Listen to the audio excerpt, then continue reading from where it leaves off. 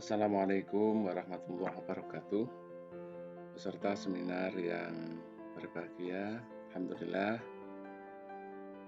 hari ini saya bisa bergabung dengan Bapak Ibu semua untuk bersama-sama berdiskusi tentang daya dukung asesmen nasional dalam menciptakan daya saing sumber daya manusia Indonesia lebih maju.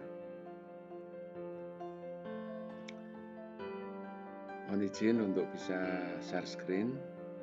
Baiklah, Ibu dan Bapak semuanya, di beberapa harian berita-berita tentang daya saing, kemerosotan daya saing ini karena berdasarkan laporan dari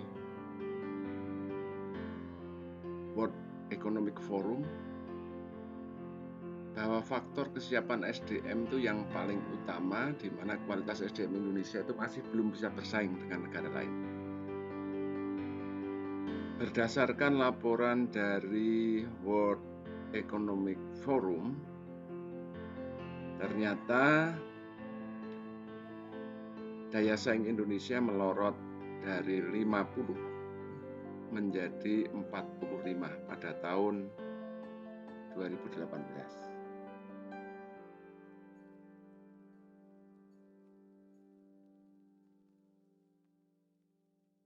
Apa yang harus dilakukan dan dimulai dari mana? Bapak dan Ibu, kita harus mulai melihat dari kelas-kelas kita, dari input dan proses yang ada di pendidikan kita. Ternyata dari kompetensi guru kita masih cukup rendah, karena rata-rata skor kompetensi guru itu baru mencapai 57 dari skor 100. Kalau didistribusi per jenjang itu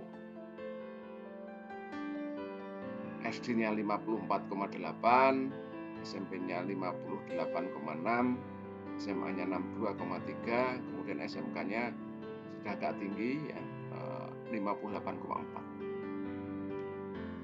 Tetapi secara keseluruhan ini masih rendah, sehingga tentu ini yang harus menjadi perhatian kita untuk dilakukan perbaikan.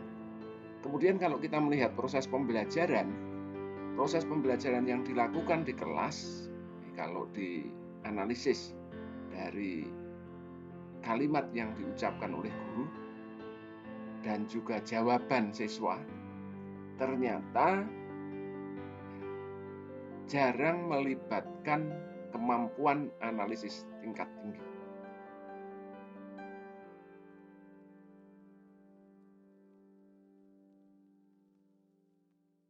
Kemudian kalau dilihat dari sehingga dari data-data tersebut kita harus lakukan perbaikan. Salah satunya yang digulirkan oleh pemerintah saat ini adalah yang disebut sebagai asesmen nasional sebagai pengganti ujian nasional. Salah satu kebijakan Menteri Nadiem Makarim untuk peningkatan kualitas. Nah, apa itu asesmen nasional? Bapak Ibu tentu sudah sangat memahami. Asesmen nasional itu adalah pemetaan mutu pendidikan pada seluruh sekolah, seluruh madrasah, dan program kesetaraan jenjang pendidikan dasar dan menengah. Asesmen nasional ini tidak mengukur capaian individu, tetapi memetakan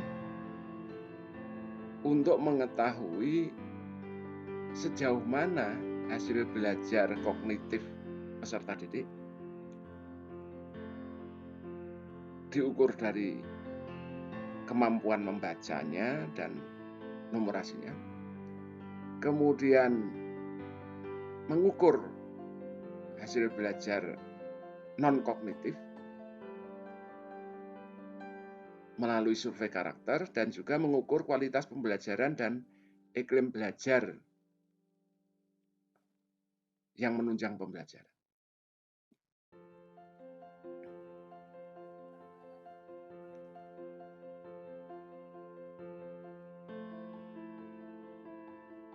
Pada literasi membaca, yang diukur adalah kemampuan untuk memahami, kemampuan menggunakan, mengevaluasi, merefleksi berbagai jenis teks untuk menyelesaikan masalah dan mengembangkan kapasitas individu sebagai warga Indonesia.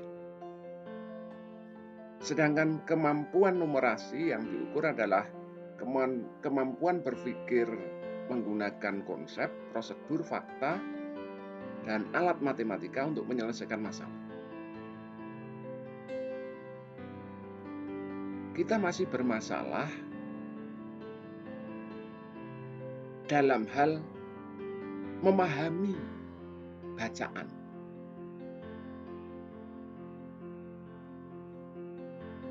Bahkan pada tingkat yang paling rendah memahami ini pun, kita masih. Apalagi menggunakan, mengevaluasi, merefleksi. Sehingga sangat wajar ketika kita masih hanya memahami, menggunakan tapi belum melakukan evaluasi, merefleksi, maka kualitas berita-berita hoax yang beredar di masyarakat menjadi sangat tinggi.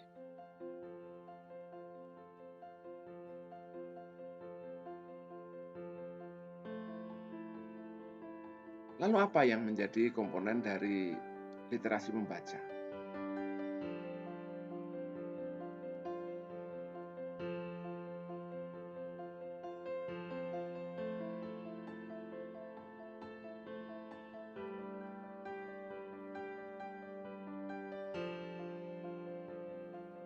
Nah, asesmen nasional ini digunakan untuk meningkatkan mutu pendidikan.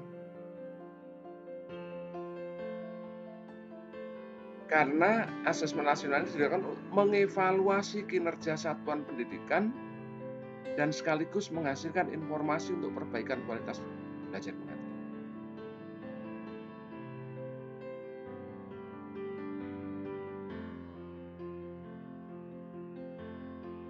Apanya yang diukur?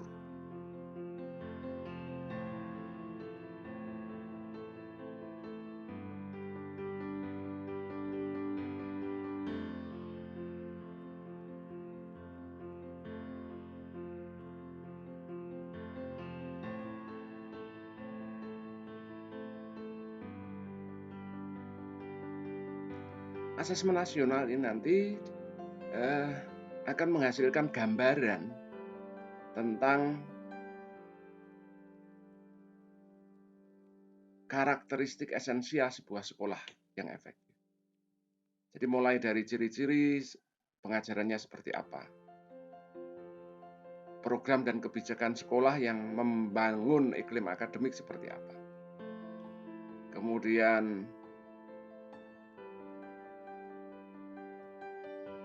dukungan sosial, iklim sosial di sekolah itu seperti apa, iklim keamanannya seperti apa. Sehingga nanti sekolah mengetahui kalau di sekolah itu ternyata program pengajarannya masih belum bagus, dilakukanlah perbaikan pada program pengajarannya. Kalau ternyata kebijakan yang mendukung iklim akademik kurang, maka kebijakan yang mendukung iklim akademik itu yang harus ditingkatkan. Kemudian kalau iklim sosialnya yang belum memadai, maka iklim sosialnya yang harus ditingkatkan. Kalau keamanannya yang belum kondusif, itu yang harus ditingkatkan. Sehingga sekolah ini mengetahui pada bagian-bagian mana dari manajemen sekolah, dari daya dukung sekolah yang harus ditingkatkan untuk menghasilkan proses pembelajaran yang baik dan memberikan output yang tinggi kepada peserta didik.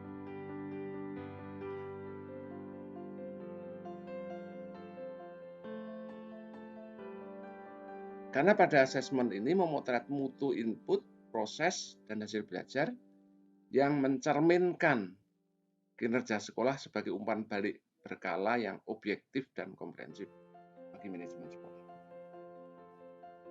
Sehingga nanti akan ketahuan dari sisi inputnya mana yang masih lemah, dari prosesnya mana yang masih lemah, sehingga hasil belajarnya lemah.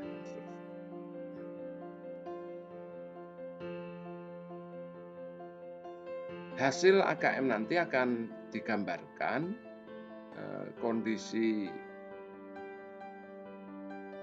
sekolah dari sisi hasil belajar murid, apa dari sisi numerasinya, apakah masih yang perlu diintervensi, kemudian yang masih minimal, kemudian yang sudah baik dan mahir, cakap dan mahir. Nah, bagaimana prosentasenya? Apakah masih lebih banyak yang perlu intervensi? Apakah ternyata sudah mencapai minimal, mencapai baik, mencapai mahir dan seterusnya. Nah, dari sini kemudian dilakukan proses perbaikan.